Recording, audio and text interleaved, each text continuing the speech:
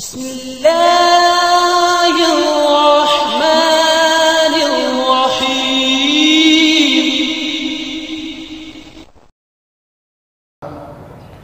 وأشهد أن لا إله إلا الله وحده لا شريك له وأشهد أن محمدًا عبده ورسوله.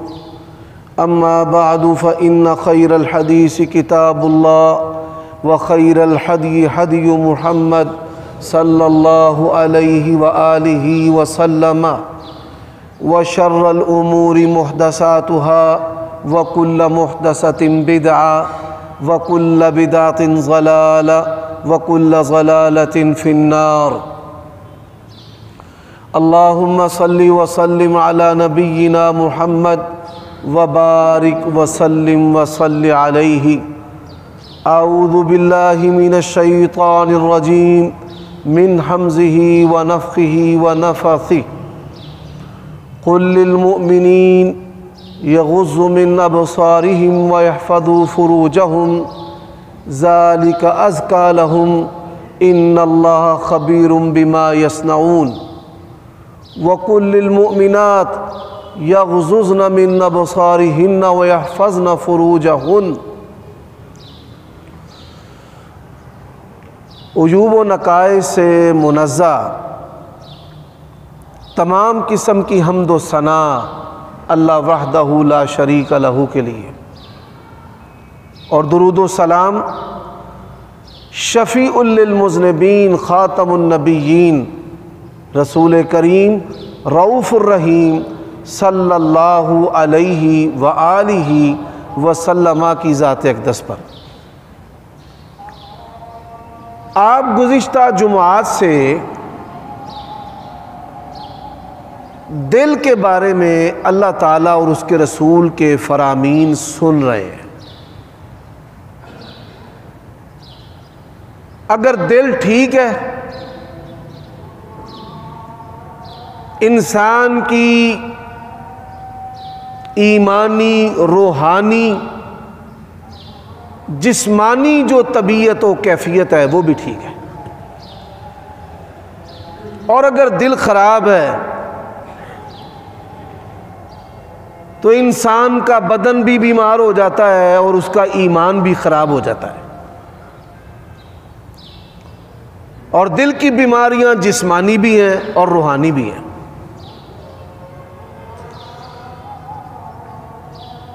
اب دل کو بیمار کرنے والے اعمال جو ہیں ان کی بھی میں نے نشاندہی کی ہے. آج کے خطبہ جمعہ میں سب سے زیادہ جو دل پر اثر کرنے والی چیز ہے اس کے بارے میں اللہ تعالیٰ اور اس کے رسول کے فرامین آپ کی خدمت میں پیش کیے جائیں گے. جو آیت کریمہ میں نے آپ کے سامنے تلاوت کی ہے یہ سورۃ نور کی آیت کریمہ ہے، اور اس کا ترجمہ یہ ہے: اے میرے پیارے نبی، آپ ایمان والوں سے کہہ دیں، مومن مردوں سے کہہ دیں کہ اپنی نگاہوں کو پست رکھیں، اپنی شرمگاہوں کی حفاظت کریں.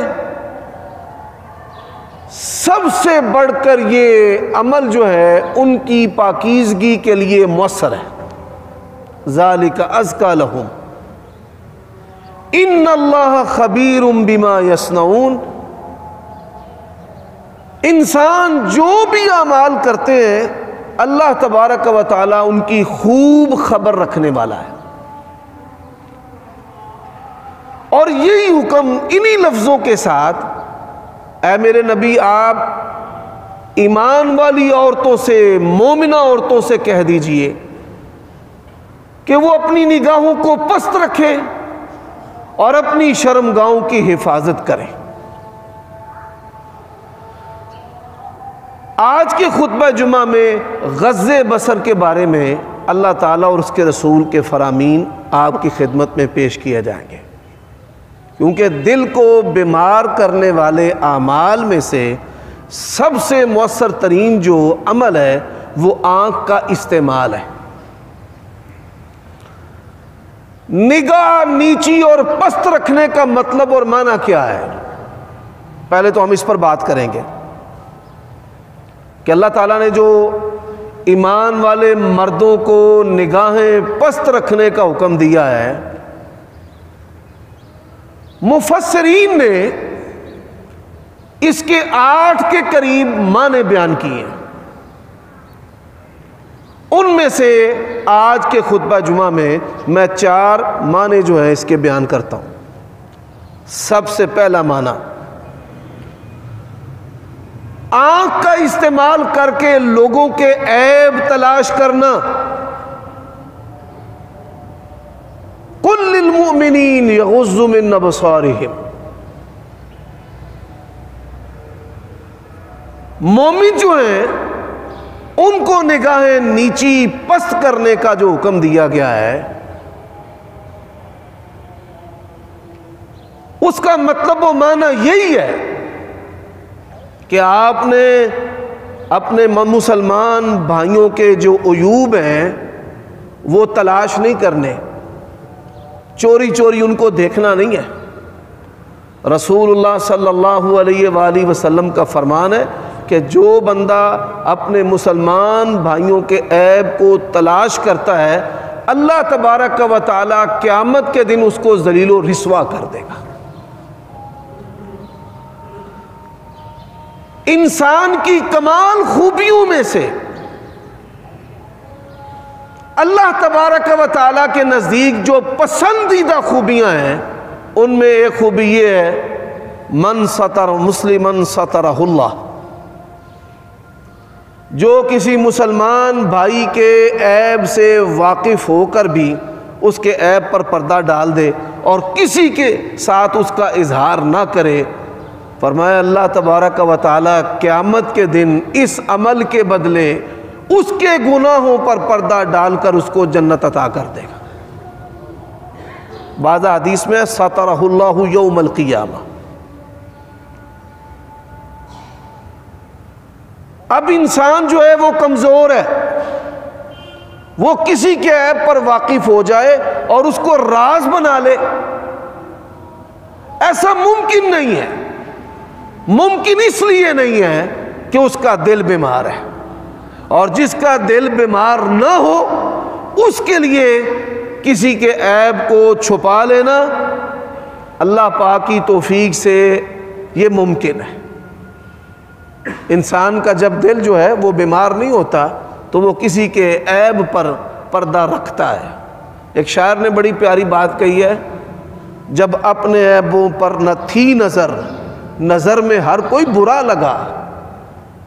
یہ بھی دل بیمار ہونے کی علامت ہے کہ انسان جو ہے وہ لوگوں کے عیب تلاش کرتا رہتا ہے اور ان کو جمع کرتا رہتا ہے، اور جب اپنے عیبوں پر پڑی نظر میں کوئی برا نہ رہا۔ اب آپ دیکھیے، انسان جب ایسے انگلی کسی کی طرف اٹھاتا ہے تو اللہ تبارک و تعالیٰ نے اس کے وجود کو کیسا بنایا ہے، 3 انگلیاں اس کے اپنے طرف ہو جاتی ہیں۔ تو غض بصر، نگاہ کو نیچی رکھنے کا معنی یہ ہے کہ مسلمان بھائیوں بہنوں کے عیبوں کو آنکھوں سے تلاش نہیں کرنا، اور اگر کوئی عیب دیکھ لو تو اس پر پردہ ڈال دو۔ اس کا دوسرا معنی، بعض لوگوں کی یہ عادت ہے، دروازے پر دستک دیتے ہیں اور دروازے پر دستک دینے کے بعد دروازے سے اندر جھانکنا شروع کر دیتے ہیں۔ نبی علیہ الصلوۃ والسلام اپنے گھر میں بیٹھے ہوئے تھے، ایک شخص آیا، اس نے دستک دی اور دروازے کے کواڑ میں سے، چیر میں سے جھانکنا شروع کر دیا۔ آپ صلی اللہ علیہ وآلہ وسلم کے ہاتھ میں چھری تھی۔ رسول اللہ صلی اللہ علیہ وآلہ وسلم اتنا خفا ہوئے، فرمایا میرا جی چاہتا تھا کہ میں اس چھری کے ساتھ تیری آنکھ کو پھوڑ دوں۔ اسلام نے چادر چار دیواری کا تحفظ ایسے کیا ہے کہ کسی کے گھر میں آپ نے جھانکنا بھی نہیں ہے۔ حضرات یہ جو میاں بیوی کے تعلقات ہیں اس کے بھی آداب ہیں. اللہ تعالیٰ نے قرآن مجید میں بچوں کی قسمیں بیان کی ہیں. پہلی بچوں کی قسم ہے جو شیر خوار بچے ہوتے ہیں، جن کو اپنے ارد گرد کا شعور نہیں ہوتا. دوسری بچوں کی قسم ہے کہ جن کو بولنا آ جاتا ہے. 5 سال 4-5 سال کا جو بچہ ہے اس کو ہوش و حواس میں چیزوں کی، اپنے ماحول کی، رشتوں کی پہچان اور معرفت ہوتی ہے کہ یہ دادا ہے، یہ ماما ہے، یہ باپ ہے، یہ چچا ہے، یہ میرا ماموں ہے. 5 سال 4 سال کے بچے کو ان رشتوں کی معرفت ہوتی ہے. بچوں کی ایک قسم وہ ہے کہ جن کو شرمگاہوں کے فنکشن کا پتہ چل جاتا ہے کہ اللہ تعالیٰ نے شرمگاہوں کے ساتھ تبالد اور تناسل کا سلسلہ جوڑا ہے. 8-10 سال کا جو بچہ ہے ان کو پتہ چل جاتا ہے. اب آپ دیکھیے جو چھوٹے بچے ہیں ان کے لیے اذن نہیں ہے کہ ماں باپ کے کمرے میں چھوٹے بچے 3-4 سال کا 5 سال کا بچہ ہے وہ آ سکتا ہے. لیکن میاں بیوی کا جو باہم معاملہ ہے اللہ تبارک و تعالیٰ نے ایسے بچوں سے بھی پوشیدہ رکھنے کا حکم دیا ہے.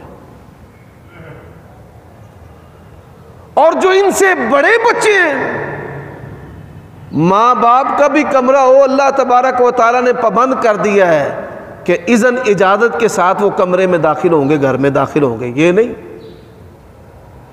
کہ 8-10 سال کا بچہ ہے تو خیر صلاح جی آ جائے. لم یظہروا علی عورات النساء سورۃ نور کے اندر اللہ تعالیٰ نے اس کو بیان کیا ہے. اسی طرح وہ بچے جو بالغ تو نہیں لیکن بلوغت کے قریب ہیں ان کے لیے بھی اذن ہے. اور یہ بات یاد رکھیے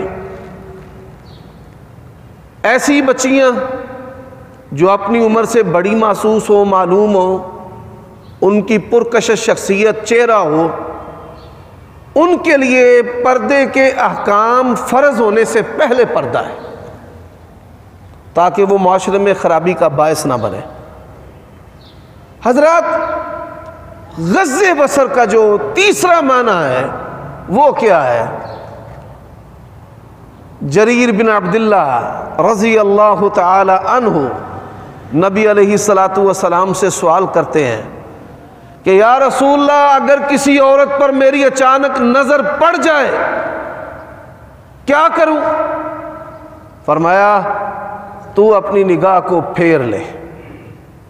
اب آپ دیکھیے کہ اسلام کیسا سلامتی والا دین ہے کہ اس نے مرد اور عورت ان کی جو پرسنالٹی، شخصیت، عزت اور وقار ہے اس کو نظر کے ساتھ مجروح کرنے کی بھی اجازت نہیں دی.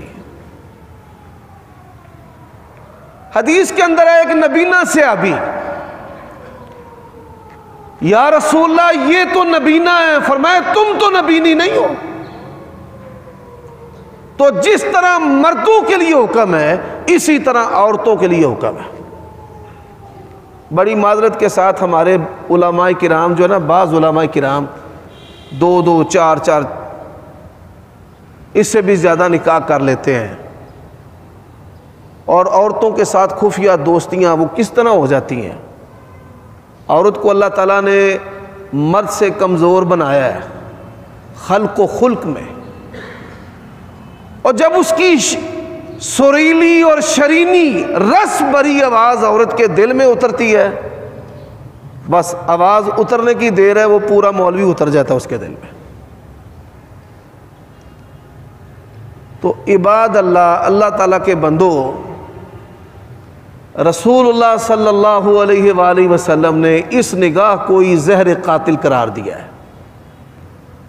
جن مسجدوں کے اندر گیلریاں ہوتی ہیں، خطیب صاحب خطبہ دے رہے ہیں، عورتیں جو ہیں وہ چار اطراف سے اس کو دیکھ رہی ہیں، اور یہ کام مساجد کے اندر ہو رہا ہے. یہ غیر شرعی غیر اخلاقی کام ہے۔ حضرات، نبی علیہ الصلوۃ والسلام نے فرمایا کہ جو بندہ مجھے 6 باتوں کی گارنٹی دے نا، میں اس کو جنت کی گارنٹی دیتا ہوں۔ پہلی بات فرمایا جب بھی بات کرے سچ کرے، جب بولے سچ بولے، امانت اس کے سپرد کی جائے تو خیانت نہ کرے۔ امانت جو ہے وہ رقم کی بھی ہوتی ہے اور بات کی بھی ہوتی ہے، کہ کوئی انسان آپ سے بات کرتا ہے اور کہتا ہے بھائی اس کو امانت رکھنا، تو اس کو بھی امانت رکھنا ہے۔ فرمایا وعدہ کرے تو وعدے کی پاسداری کرے، نگاہ کو پست رکھے۔ یہ نگاہ کو پست رکھنے کا عمل اتنا بڑا عمل ہے کہ نبی علیہ الصلوۃ والسلام نے اس کے ساتھ جنت کو مشروط کر دیا ہے۔ ہاتھوں کو روکے رکھے ہیرا پھیری سے، چھیڑ چھاڑ سے، جنسی چھیڑ چھاڑ سے بھی، اور مالی ہیرا پھیری سے بھی۔ کہ کئی لوگوں کی عادت ہے وہ پھلوں کی ریڑھیوں پر یا اشیاء، ڈرائی فروٹ یا یہ مختلف جو فروٹس ہیں لینے کے لیے کھڑے ہوتے ہیں تو مالک کی اجازت کے بغیر ہی پکڑ کر کھانا شروع کر دیتے ہیں۔ یہ ہے ہاتھوں کو روک کے رکھنا، اور وہ سمجھتے ہیں کہ یہ گناہ نہیں، یہ بھی چوری اور گناہ ہے۔ اور آپ صلی اللہ علیہ وآلہ وسلم نے فرمایا کہ شرمگاہ کی حفاظت کرے۔ اللہ تعالیٰ نے قرآن مجید میں کیا کہا ہے؟ فرمایا والحافظین فروجہم والحافظات والذاکرین اللہ کثیرا والذاکرات اعد اللہ لہم مغفرۃ واجرا عظیما۔ شرمگاہوں کی حفاظت کرنے والے مرد اور شرمگاہوں کی حفاظت کرنے والی عورتیں، کثرت سے ذکر کرنے والے مرد اور کثرت سے ذکر کرنے والی عورتیں، اللہ تعالیٰ نے ان کے لیے بخشش، مغفرت کا پروانہ اور اجر عظیم جو ہے وہ تیار کر رکھا ہے۔ تو نگاہ جو ہے دل کو بھی بیمار کرتی ہے، اور نگاہ جو ہے یہ شہوت کو بھی ابھارتی ہے، جس سے معاشرے کے اندر گناہ پیدا ہوتے ہیں۔ اب ایسے ہی نبی علیہ الصلوۃ والسلام سے پوچھا گیا کہ یا رسول اللہ صلی اللہ علیہ وسلم اچانک نگاہ پڑ جائے، فرمایا پہلی تو معاف ہے۔ اب کئی لوگ کہتے ہیں جی پہلی نیچے نہ ہو، رسول اللہ صلی اللہ علیہ وسلم نے جریر بن عبداللہ کو پہلی نگاہ نیچی کرنے کا حکم دیا ہے، نیچے کرنے کا، اور اگر دوبارہ دیکھے گا تو آپ صلی اللہ علیہ وآلہ وسلم نے اس کو آنکھوں کا زنا قرار دیا ہے۔ میرے بھائیوں دوستو، غض بصر کا جو معنی ہے، چوتھا معنی کیا ہے؟ اللہ تعالیٰ نے کسی کو مال دیا ہے، نعمتوں سے نوازا ہے، اچھا لباس عطا کیا ہے، اچھے جوتے پہنائے ہیں پروردگار نے، تو اس کو دیکھنا۔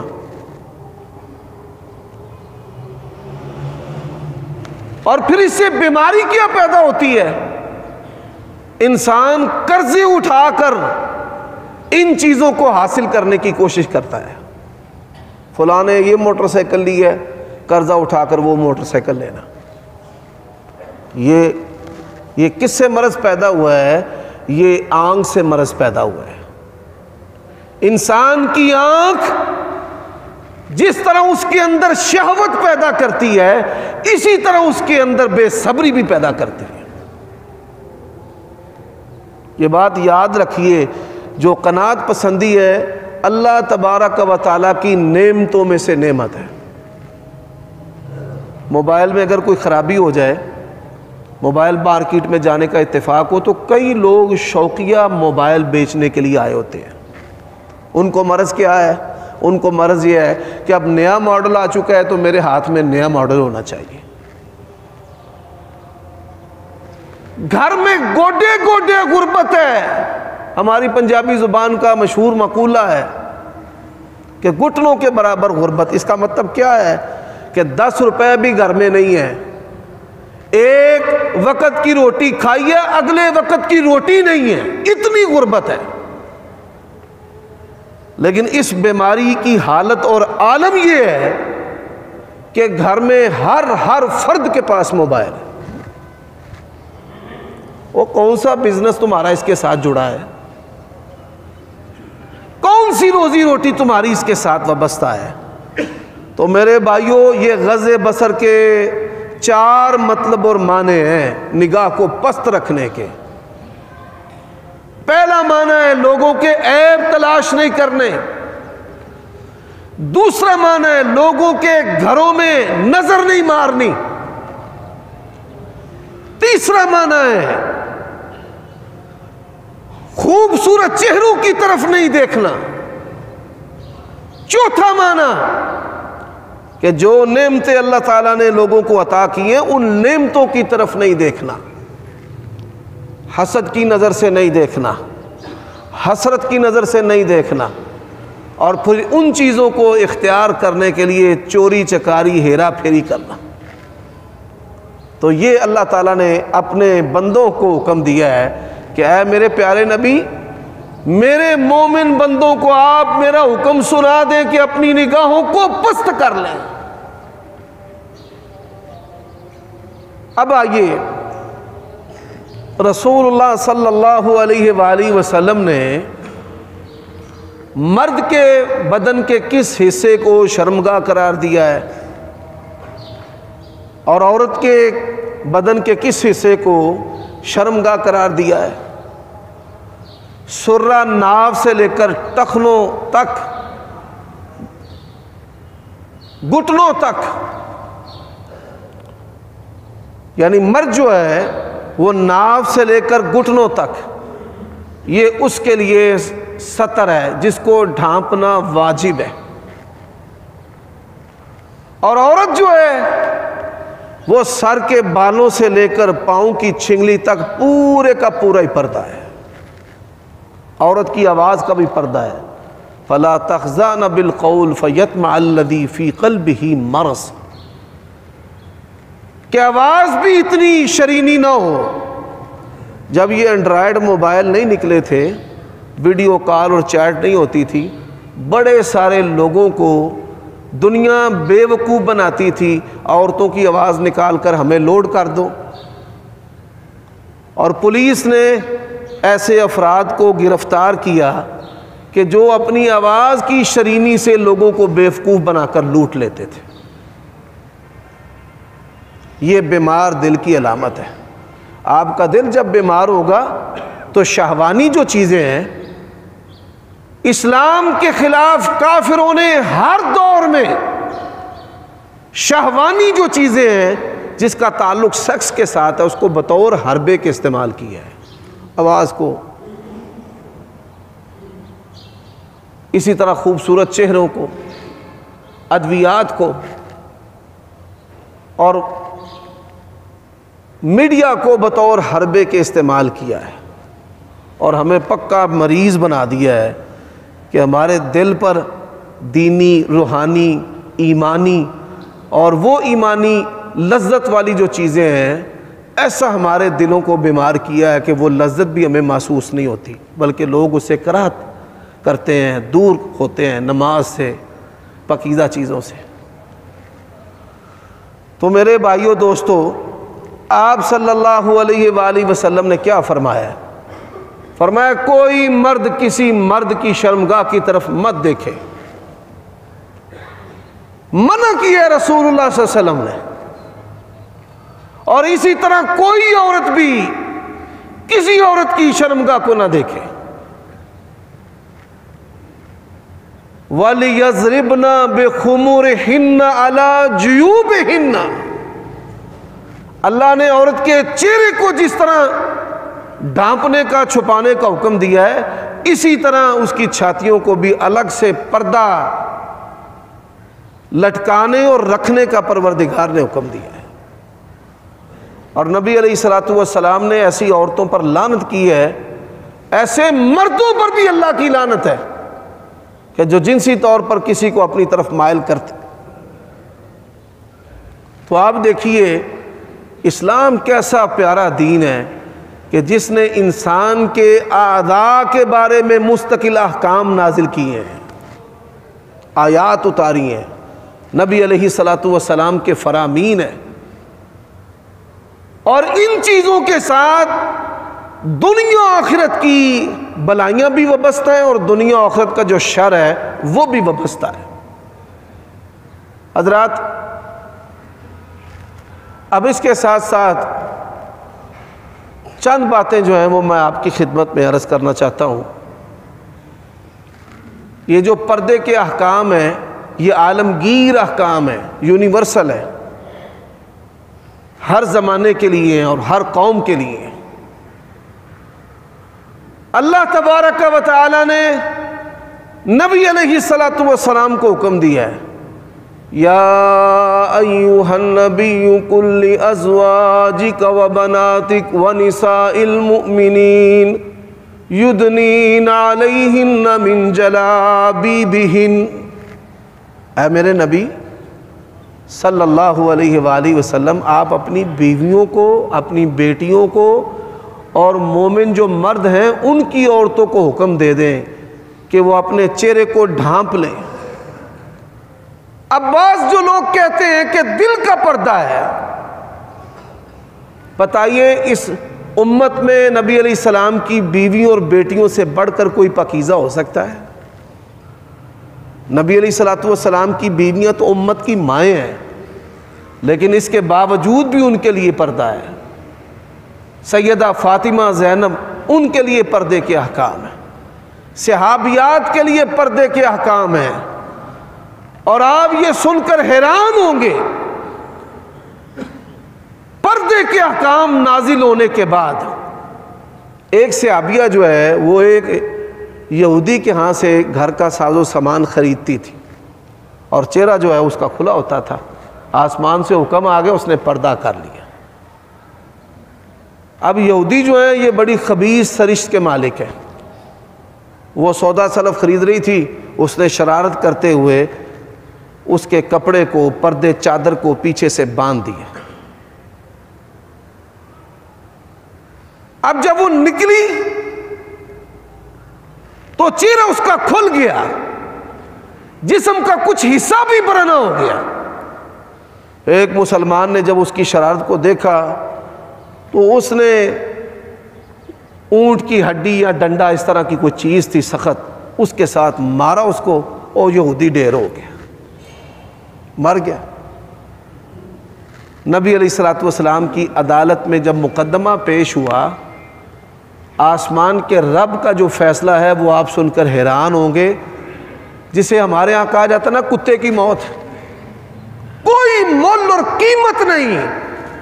اور میرے نبی اس خبیث یہودی کے خون کی اللہ کے ہاں کوئی قیمت نہیں. امت کی بیٹیوں کی عزتوں کے ساتھ کھلواڑ کرنا. میرے بھائیوں دوستو، یہ جو ہماری یونیورسٹیاں ہیں ان کے اندر کو ایجوکیشن سسٹم ہے، اور اس میں لڑکے لڑکیاں جو ہیں وہ ایک دوسرے کا انتخاب خود کرتے نظر آتے ہیں. ایسے واقعات بھی ہمارے سامنے آئے ہیں کہ مسلمان لڑکی ہے اور جو لڑکا ہے وہ عیسائی ہے. واللہ العظیم میں ذاتی طور پر ایسے معاملات کو جانتا ہوں کہ لڑکا قادیانی ہے. اور گزشتہ خطبہ جمعہ میں نے آپ کو بتایا تھا کہ کچھ کیفیات ایسی ہوتی ہیں کہ جو انسان کی عقل، بصیرت، شعور کو ختم کر دیتی ہیں. ان میں سے ایک کیفیت جو ہے وہ عشق ہی ہے کہ اپنے عشق کو، محبوب اور معشوق کو پانے کے لیے ان کو اسلام بھی چھوڑنا پڑے وہ چھوڑ دیتے ہیں. ہماری حکومت اس کی ذمہ دار ہے. معاشرے کی جو اصلاح ہے وہ حکام کے ہاتھوں میں ہے، علماء کے ہاتھوں میں ہے. معاشرے کو اثر انداز کرنے والے جو صوفی اور درویش ہیں ان کے ہاتھوں میں ہے. عبداللہ ابن مبارک نے کہا ہے، حل افسد الدین الا الملوک واحبار سوء ورہبانھا.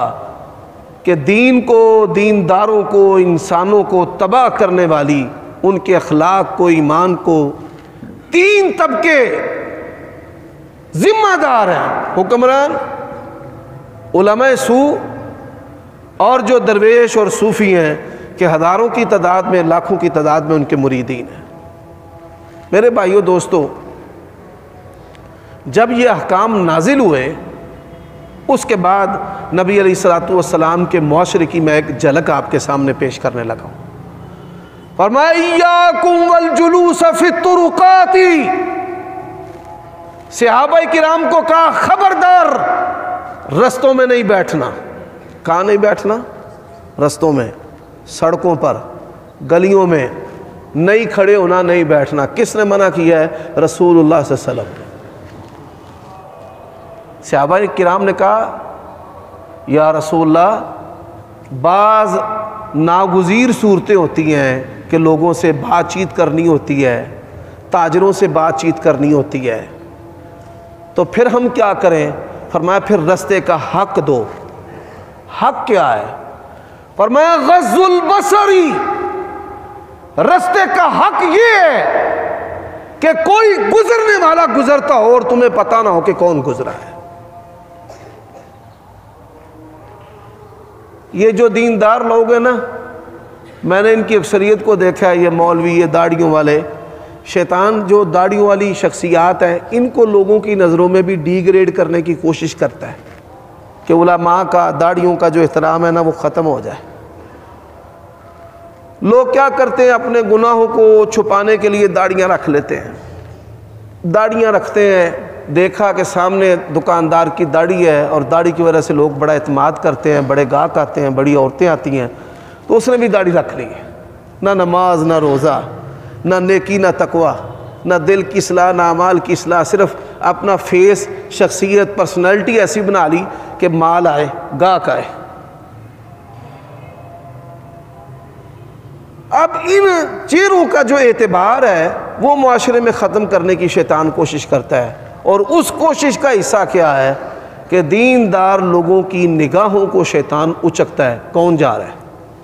کوئی اور دیکھے نہ دیکھے، مولوی صاحب ضرور دیکھیں، بڑی معذرت کے ساتھ، اور لوگ مولوی صاحب کو دیکھ رہے ہیں کہ حضرت صاحب کیا کر رہے ہیں، اتنی بڑی ماشاءاللہ ان کی داڑھی ہے، پگڑی، اور یہ کر کیا رہے ہیں؟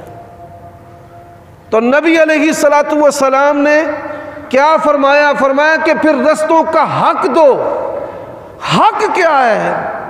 فرمایا غض البصر واماطۃ الاذى عن الطریق، رستے کو تنگ نہیں کرنا، نگاہ کو پست رکھنا ہے، اور اگر کوئی تکلیف ہو تو تکلیف کو بھی ہٹانا ہے۔ یہ نہیں کہ آپ چارپائی بچھائیں اور کرسیاں رکھ کر بازار اور گلی میں بیٹھ جائیں اور ہر آنے جانے والے کو آپ تاڑتے رہیں کہ کون آیا اور کون گیا ہے۔ اسلام نے ان چیزوں سے سختی سے روکا ہے۔ نبی علیہ الصلوۃ والسلام نے اسے منع کیا ہے کہ آپ رستوں میں، گلیوں، بازاروں میں، بلکہ نبی علیہ الصلوۃ والسلام کا فرمان ہے احب البلاد الی اللہ مساجدها، شہروں کی سب سے پسندیدہ جو جگہ ہے نا اللہ کے ہاں، وہ فرمایا مسجدیں ہوتی ہیں۔ کون سی جگہ ہیں؟ مسجدیں۔ وَأَبْغَضُ الْبِلَادِ إِلَى اللَّهِ أَسْوَاقُهَا، اور شہروں کی سب سے بری جگہ اللہ کے ہاں جو ہیں وہ بازار ہے۔ بازار، اور اللہ کے لیے ہم اپنی بیٹیوں کو وہ تعلیم نہ دلوائیں کہ جس تعلیم کے ساتھ ہماری غیرت اور عزت کا جنازہ نکل جائے، وہ خودکشی کر لے یا گھر چھوڑ جائے، بھاگ کر نکاح کر لے۔ بیٹا تو آپ صلی اللہ علیہ وآلہ وسلم نے ایسا پاکیزہ معاشرہ قائم کیا ہے، اور اللہ تعالیٰ اور اس کے رسول کے مستقل احکام ہیں، اور اللہ کا یہ حکم سورۃ النور جہاں سے میں نے خطبہ شروع کیا تھا، قُل لِّلْمُؤْمِنِينَ يَغُضُّوا مِنْ أَبْصَارِهِمْ وَيَحْفَظُوا فُرُوجَهُمْ، اے پیارے نبی آپ میرے مومن مردوں سے کہہ دیں کہ اپنی نگاہوں کو پست رکھیں اور اپنی شرمگاہوں کی حفاظت، کہ ہم رستے سے گزرے نگاہ کو پست رکھے گزریں کہ گزرنے والے کا ہمیں پتہ ہی نہ ہو۔ میرے بھائیو دوستو، دل کی بیماریوں سے اگر آپ بچنا چاہتے ہیں تو غض بصر جو ہے وہ اس کو اختیار کریں. اور غض بصر میں سے 4 خوبیاں، یہ تیسری مرتبہ میں بات دہرانے لگا ہوں. کسی کے گناہوں کو آنکھوں سے تاڑنا، تلاش کرنا نہیں، اللہ نے اس سے منع کیا ہے. حضرات، کسی کی چادر چار دیواری کی حرمت کو پامال کرنا اللہ تعالیٰ نے اس سے بھی منع کیا ہے. خوبصورت چہروں کا مریض ہونا اور ان کو دیکھنا اللہ تعالیٰ نے اس سے بھی منع کیا ہے. اور جن لوگوں کو اللہ نے اپنا فضل عطا کیا ہے، عمدہ لباس، عمدہ کھانے، عمدہ رہائش، عمدہ نعمتیں، ان نعمتوں کو دیکھنا اور پھر حسد میں جلنا یا ان کو حاصل کرنے کی کوشش اور فکر کرنا، تو یہ غض بصر کا حکم ہے. اللہ تعالیٰ سے دعا ہے کہ اللہ تعالیٰ ہمیں غض بصر کو اختیار کرنے کا حکم دے. آپ دیکھیے کہ دل کی بیماریوں میں سے یہ بڑی بیماری ہے. اور میں یہاں اشارتاً بات کرنا چاہتا ہوں، جو لوگ فحاشی اور عریانی اور بے حیائی والی چیزوں کو دیکھتے ہیں، او اللہ کے بندو، بلا مقصد یہ اینڈرائیڈ موبائل جو ہے یہ شیطان کا چور دروازہ ہے، اور اس کا زہر جو ہے وہ شیشناک کے زہر سے بھی بڑھ کر ہے. آپ نے اپنے بچوں کو، نوجوان بیٹیوں کو اور بیٹوں کو کیوں لے کر کے دیے؟ بڑی بڑی عفیفہ پاک دامنہ جو عورتیں ہیں اس موبائل کے بہکاوے میں آ گئیں اور وہ گناہ کا شکار ہو گئی ہیں. اللہ کے لیے سوچیں اور غور کریں.